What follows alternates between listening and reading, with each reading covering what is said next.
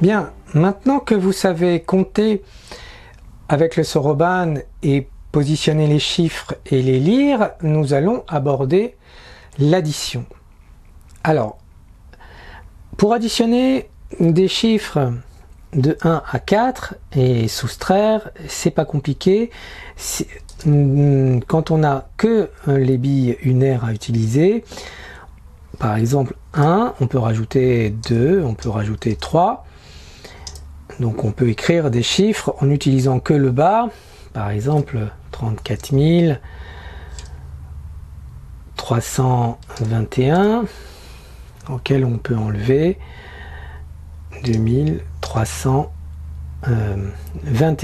311 par exemple, et nous obtenons 11 110.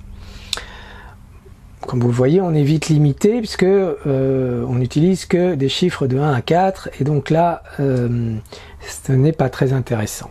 Donc, nous allons devoir utiliser la bille quinaire. Donc, cette bille qui représente 5. Donc, comme nous l'avons vu au moment de la numération, pour compter, 1, plus 1, 2, plus 1, 3, plus 1, 4. Et pour passer de 4 à 5, nous avons ajouté une bille quinaire et enlevé 4 billes unaires. Autrement dit, nous avons, pour ajouter 1, nous avons ajouté 5 et enlevé 4 qui est le complément à 5 de 1. D'accord? Donc, c'est plus vite fait. C'est plus vite fait qu'à dire. Voilà. Maintenant, mettons que à 4, je veuille ajouter 2. Alors si je fais la numération, je rajoute 1, j'ai 5, et je rajoute 1, j'ai 6. Maintenant, il faut qu'on arrive à automatiser un petit peu le processus, parce que si on est obligé de compter à chaque fois, vous comprenez que en fait, ça nous fait gagner aucun temps. Et donc, si j'ai 4, pour ajouter 2, c'est très simple. Je vais faire mes compléments à 5. Donc pour ajouter 2, je vais rajouter 5 et enlever 3. Et j'obtiens directement le chiffre 6. À partir de 4, si je veux rajouter 3, je vais faire la même chose. Je vais rajouter 5 et enlever 2. Et j'obtiens directement le chiffre 7. À partir de 4, si je veux rajouter 4, je vais rajouter la bille quinaire et enlever 1 et j'obtiens bien le chiffre 8. Voilà, je pourrais évidemment partir d'un autre chiffre que 4, par exemple 3, et là je veux rajouter 4.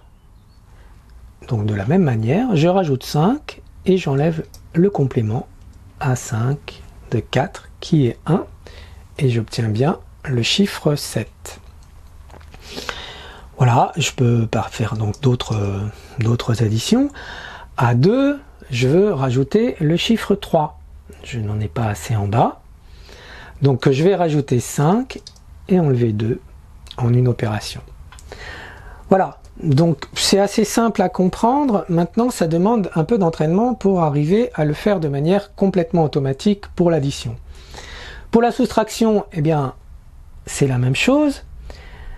Disons que j'ai des billes qui sont positionnées et je veux enlever par exemple le chiffre 3. Donc pour enlever le chiffre 3, c'est l'inverse. Je vais enlever 5 et rajouter le complément à 5 de 3 qui est 2. Voilà. Donc ça c'est pour tous les chiffres. Par exemple, si je veux enlever 4,